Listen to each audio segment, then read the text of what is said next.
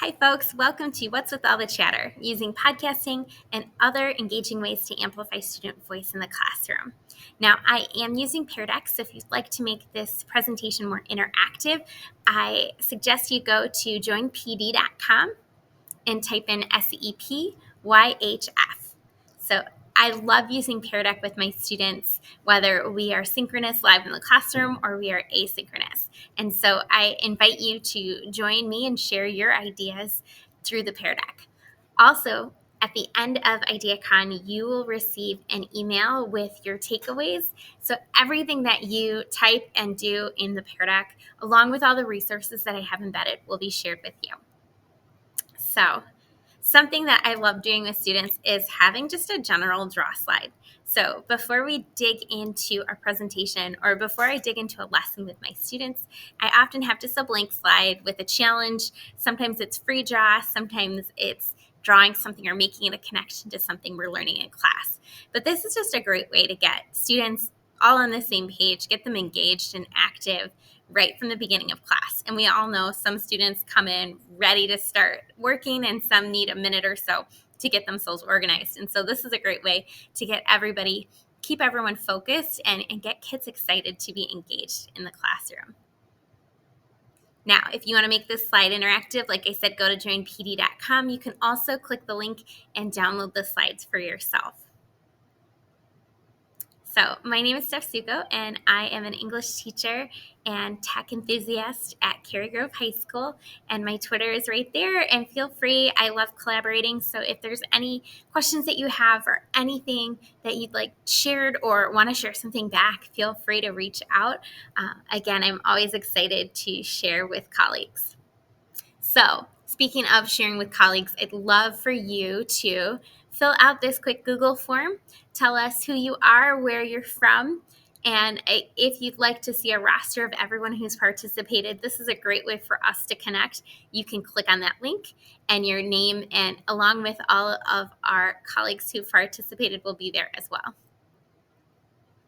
So today we're going to discuss different ways to amplify student voice. Once we've got them talking and engaged, we're going to talk podcasting.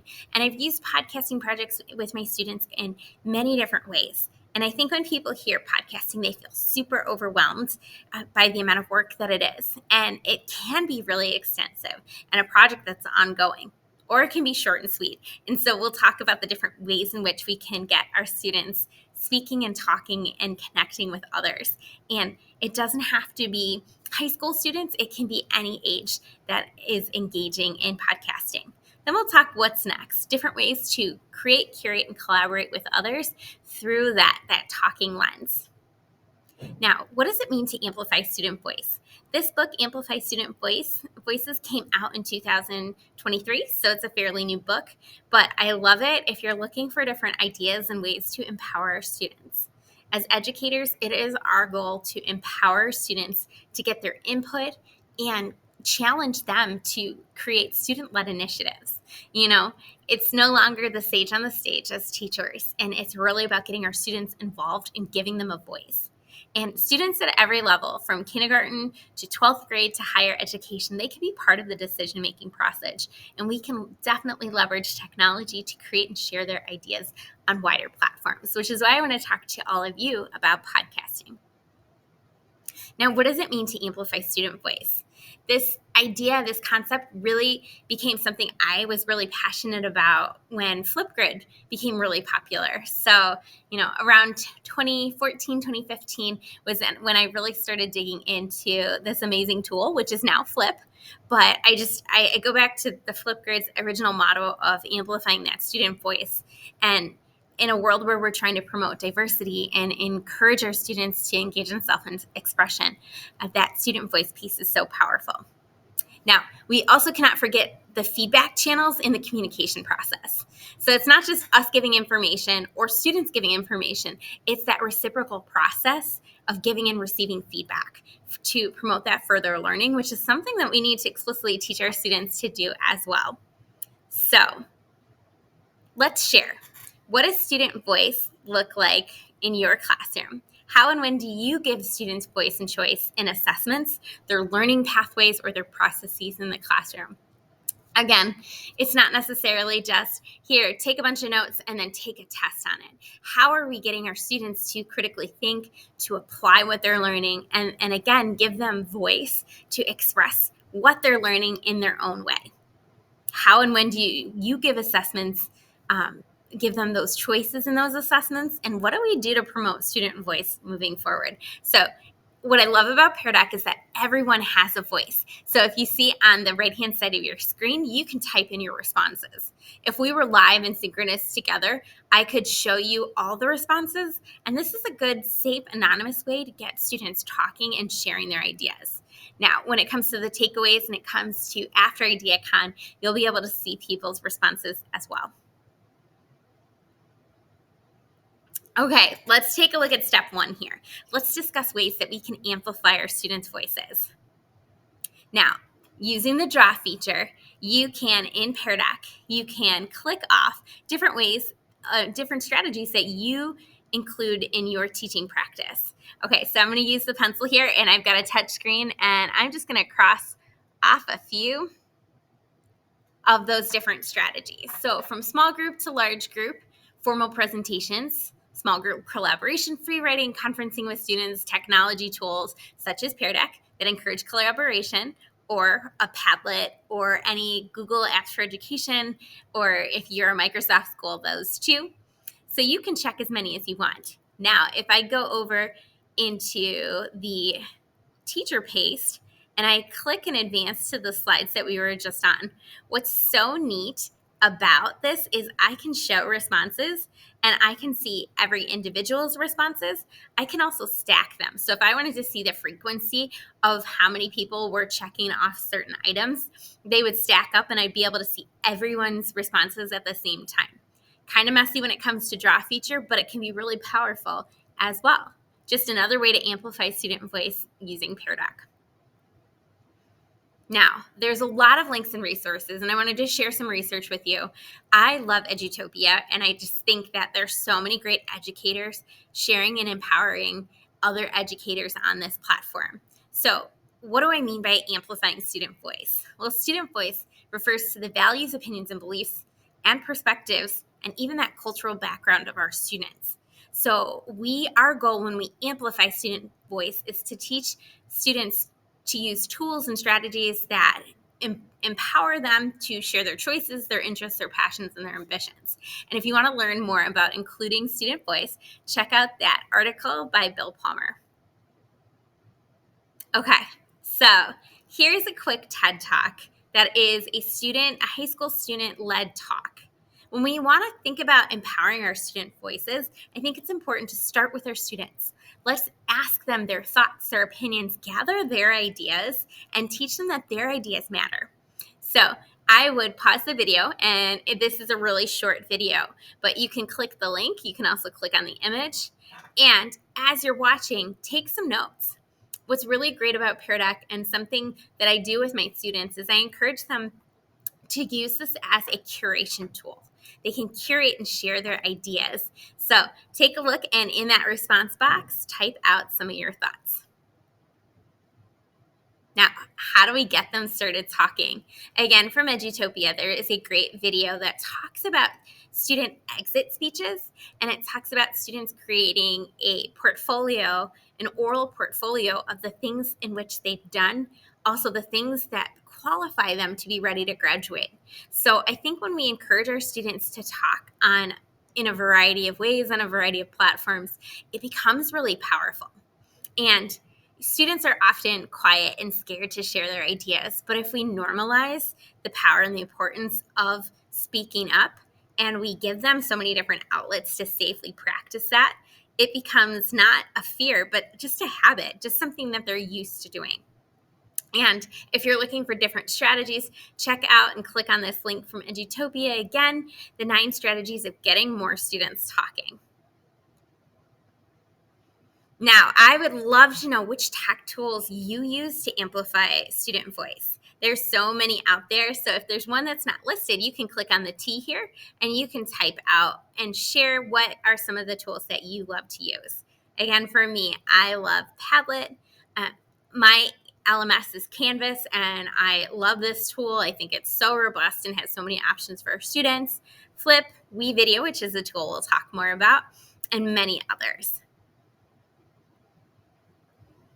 So ways to increase conversation. One thing that I've really thought about is not putting students on the spot. Full group discussions and just diving in there can be really intimidating and can be really counterproductive in terms of our desire for students to share their voice. So think, pair, share, and being intentional with that, creating a habit of talking to a shoulder partner. Those small group work activities, using them strategically, can be really powerful. This semester, I started theme days. So it's Minute to Win It Monday, which is a 1-minute challenge. It's a game. Oftentimes, I have them win stickers, so they get excited to put a new sticker on their Chromebook. But these small, non-academic focused activities that are really short have really created a exciting and energy in the classroom, which keeps students talking. And that momentum, once it started at the beginning of the period, it carries on throughout. I have a Talk About It Tuesday, which we sometimes watch a video clip, or I have an engaging question that is somewhat related to the book or the ideas that we're reading. That's become really great too. And then Write About It Wednesday. So these themes are, sometimes they get to pick their partners, sometimes they're non-academic, sometimes they are academic. And Write About It Wednesday, I'm using our LMS to have students journal and engage in discussion boards. And so it's becoming a habit where they're talking to their peers, face to face, informally, formally in small groups, and also through a written communication. So using technology to group and promote our students can be really powerful too. Flippity is my favorite tool because it allows me to create a class list, and I can generate quick groups really, really fast, and giving students choice to pick their own groups and then sometimes picking the group for them. Those are all considerations we want to make when we are scheduling out our classes. Moving forward here, how do we foster collaboration? I think that word of trust is really powerful. We need to create safe spaces for our students to feel comfortable sharing their voices. And that takes intentionality, that can take time, and takes a greater understanding of the bigger picture. We also want to celebrate student voices. And so finding different ways to celebrate our students, whether it's through, like I said, giving out a sticker, or I write handwritten cards to my students, and I am always or constantly trying to give them a written word of encouragement, as well as greeting them at the door. These little tiny things, they are little nuggets that lead up to and help us to create environments where students feel safe to share their voices, not only in class, but on a much grander and more public way on something like a podcast. So creating clear communication norms and expectations. These are great ways that we can foster collaboration and communication in our classes. The transformative power of talk.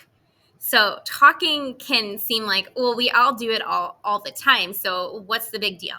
Well, again, our students don't always feel safe or ready to share their ideas. So we have to set them up for success. And when students are talking, they're excited to be there. I always ask this question in any PD that I do, and I think it's so powerful. If you were a student in your classroom, would you want to be there? What makes a student want to be in your class? What gets them excited? And if the answer is no, I wouldn't want to be there, then what can you do to encourage that talk and that engagement in your classroom?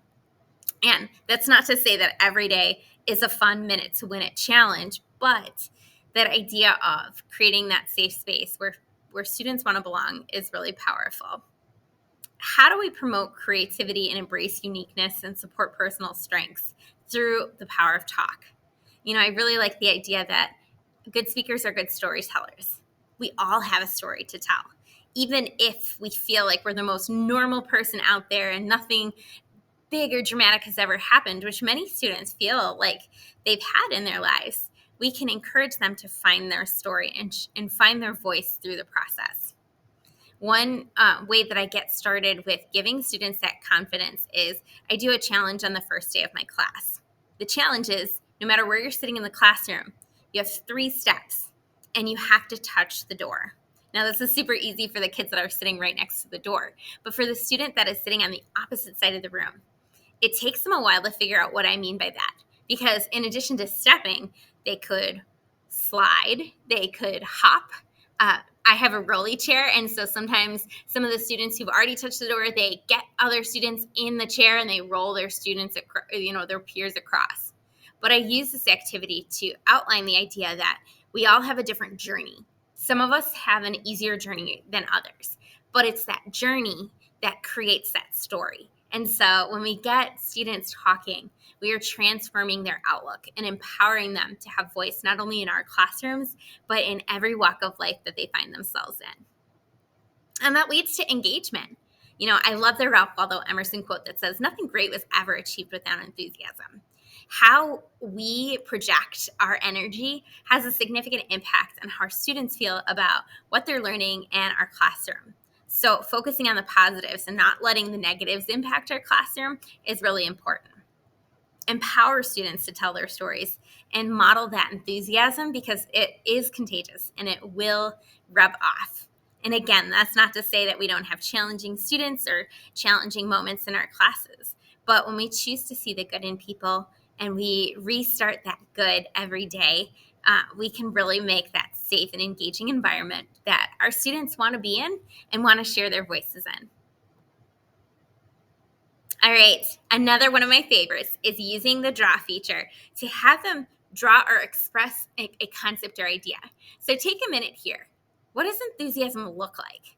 And when you do the draw feature, that can get really silly and creative. And then there's always the kid that says, "I can't draw," but symbols and making connections can be really, really powerful. And it's just a fun way for students to start critically thinking. And when they're critically thinking, then their speaking becomes even stronger.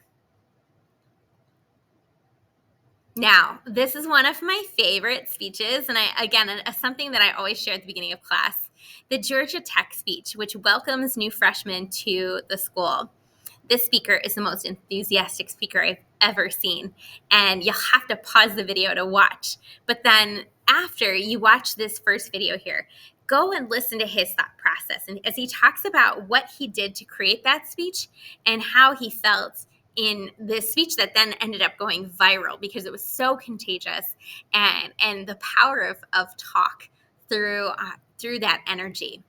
This is a great lead in to creating something like a podcast or a video project that could be amplified and shared outside the classroom walls in a really public way. When it comes to inspiration here, The Greatest Showman is a great movie. I'm a musical person, but you have to watch this video. This is a rehearsal, and you can see how contagious emotions become, and that idea of how freeing it is when we can fully express ourselves and make those connections. So if you're looking to tear up a little bit, definitely watch this video. But it's a great lesson that we can use with our students to show them how important their voice is, and how when we work together and share our voices together, it can be just a beautiful, beautiful way of expression and a great way to share ideas. Other thoughts here. Now, the powerful transformation of talk takes a long time. If we try to go from 0 to 100 and just say, okay, first day, you are all giving 10-minute speeches, we know that leap might be too much for students. So this idea over on here on the right side it seems unattainable. But when we build in our classroom these safe, small steps that encourage students to share their voice, we can see that they can succeed in ways they never even imagined.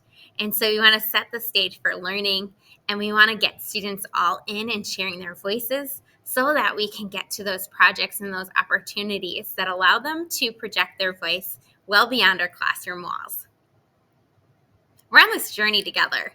Now, this kid is all grown up now, but the Kid President is one of my favorite videos to watch, and there's a whole series of them because his enthusiasm is so contagious.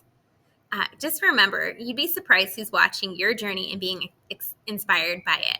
How we model the transformative power of talk in our classrooms is really contagious. And again, when we can model that for our students and we can show vulnerability in communicating our stories and our ideas, our students feel safer to do the same.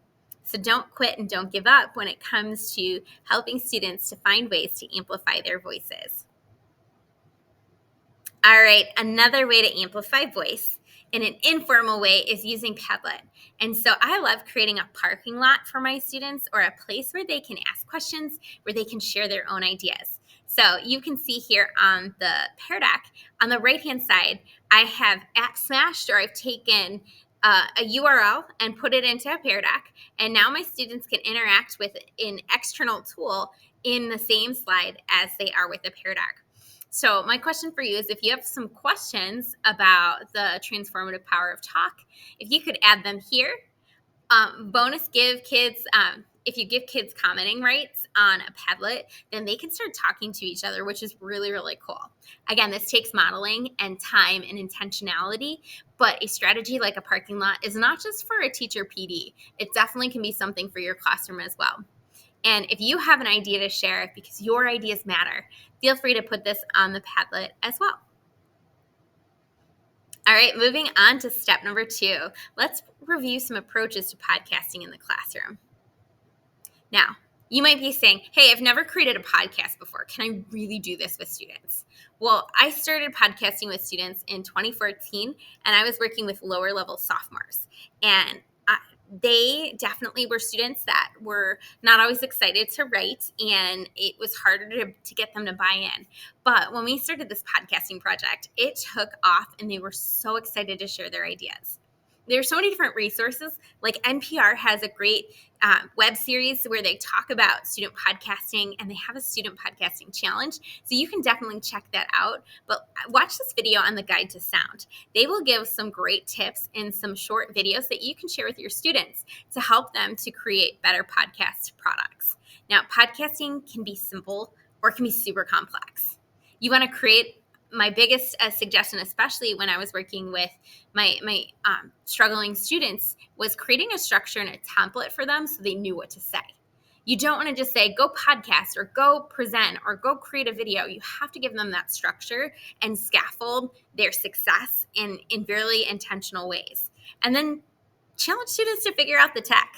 There's so many tech tools, and they have these amazing phones. And so they can figure out a lot of the tech if you give them the structure of what to say. So moving forward here, use their voice for good. Here's a great TED Talk that talks about podcasting with our students and empowering them to use their voices with intentionality. Podcasting can be a formal or informal activity, and students don't need any formal training. Here is my generic podcast graphic organizer, and this is a great way, and this is a group podcast, but I have these segments, and I give them an idea of how many seconds each one should be, and just giving them the structure and giving them time to fill out the graphic organizer before they start recording really guides their learning, and again, empowers them to share their ideas. Questions to consider. Again, it doesn't take fancy equipment. John Spencer has really great tech ideas. It's a really great blog, and he's got a ton of books too. He's definitely someone to check out. But he's got an article on the 5 reasons to pilot student podcasting. And these are some of his highlights from the article. Again, it doesn't take fancy equipment. We as teachers can listen as they go. 2 times speed is really, really great, and definitely something that saves me a little bit of time when it comes to grading, and you still can get those ideas out. It's a great chance, again, for students to develop their own voice, and it's a great way for everyone to participate. Podcasting alleviates the nervousness of the nonverbal communication. So standing up in front of the class can be really difficult for students, and they're all capable of doing it. But again, it takes scaffolding, whereas this takes the video component out, which gives students a little more safety and security in sharing their voice. And this is developing lifelong skills. So definitely check out this article and the video he created. Now, I've got tools on the left and assignments on the right. These are all different assignments that you can take a look at, you can make a copy of, you can tweak. If you've got a creative idea, please send it back. I use WeVideo, Flip, Soundtrap, Vocaroo, and Anchor, which used to be called Spotify for podcasters. So these are all tools that I frequently use in my own personal podcasting experience, as well as podcasting with my students. Now, I've got a couple of series of podcast assignments that you guys can take a look at. And like I said, you can tweak. I think it's really important to start by having students listen to podcasts first. So, critiquing a podcast, which you could curate your own list. You could even do it with TED Talks too, is getting them to listen to speeches or ideas and have them evaluate before they start creating their own so they've got a good example of what to do. Now, Flip is an amazing tool and so easy to use. Flip can be used in so many different ways. It does require, or typically is, a video format, but you can also make it a podcast and do audio only, or you can screencast with Flip. So there are so many things that you can do that get students to share out their voices. Flip is a great way to practice podcasting and practice getting started with curating and sharing those ideas. If you've never used Flip before, I've got a walkthrough video. I have a couple of different ways you can integrate it with your LMS. So feel free to click on these images, these icons, because you'll get even more information about Flip. Now, again, like I said, if you're new to Flip, I've got a walkthrough video. You can start there. Speaking of video, WeVideo is one of my favorite tools. I love it so much. It is a little more complicated, and there is a free version and there's a paid version. I do have the paid version, but it's a great place to edit audio and to create different layers to a podcast. This is more on the advanced end, but if you want to learn more about WeVideo, take a look at the walkthrough video and definitely check it out because it's an awesome tool. So like I said, critical listening is a great place to start. Before you have students podcast, you can practice listening and critiquing podcasts. Now, if you're thinking ISTE and you're looking at standards, this is 1.3b, which is evaluating information for accuracy, perspective, credibility, and relevance. And again, there's so many great ISTE standards that are being accomplished through a podcasting project. Now, my first podcast, like I said, 2014, students read independent books and I had them do a book talk. Now, I was very prescriptive with what it needed to include. I had them write things out. I evaluated their writing. I gave them feedback. It really was a process, but the recording was really easy. Vocaroo is a very simplistic app. Literally, you press the red button and you record. You can download it straight to Google Drive. You can upload it to a Padlet. You can share the link. It's literally click, play, record, and then hit stop. And so this is really great if you have some students who are not as tech savvy, or if you're working with younger students, or if you just want to get started and see what the possibilities are.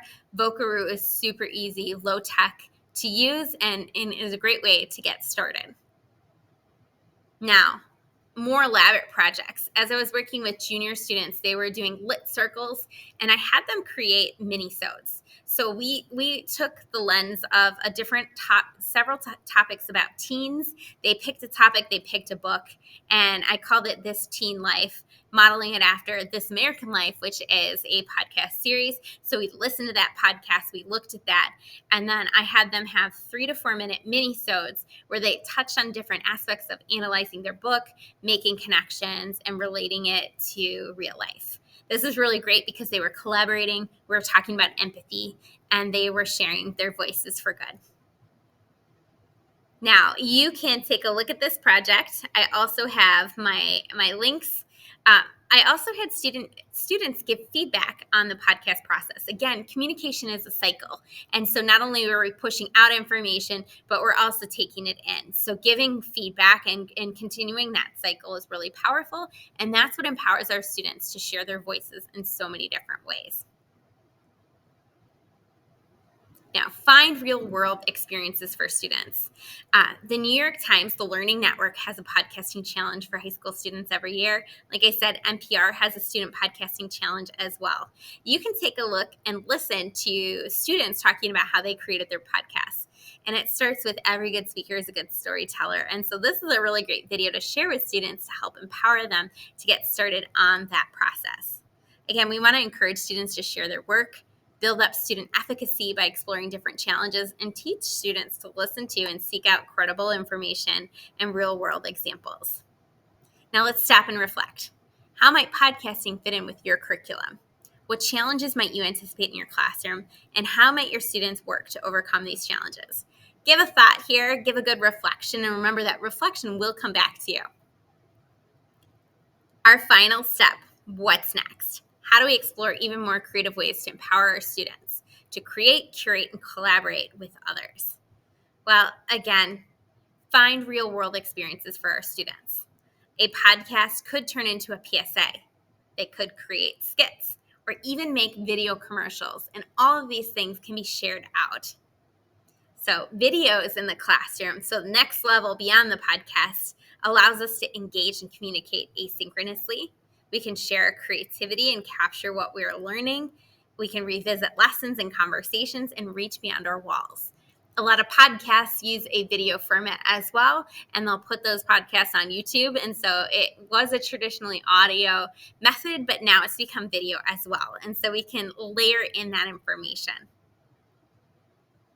Videos in the classroom, again, it allows us to share an assignment. I love WeVideo, so if you're looking for video editing, this is a really great tool. Or you can go more simplistic with Flip, which can be easy and straightforward, or it can add in layers too. We can explore on WeVideo features and stock media and gives students time to create. So again, whatever platform you choose to use is really powerful. Now, one of my favorite assignments is a green screen feature, which is in WeVideo. So if you do have WeVideo, if you want to take tech to the next level, I've got a really great green screen activity. And check out my video walkthrough, which will talk about how to use green screen feature in video editing to enhance that story even further. So in addition to having student-led podcasts, teachers can also create podcasts too. One thing that I've done with a colleague of mine in my district is create a podcast called Teach in 10 that celebrates teachers and experiences happening throughout our district.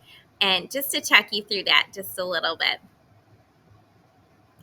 I think modeling real world experiences for our students is really powerful. And so just like I have my students do, I too have made a template that I use with teachers who come on our show to help guide and organize their ideas. And these podcasting tips and tricks work for students and teachers alike.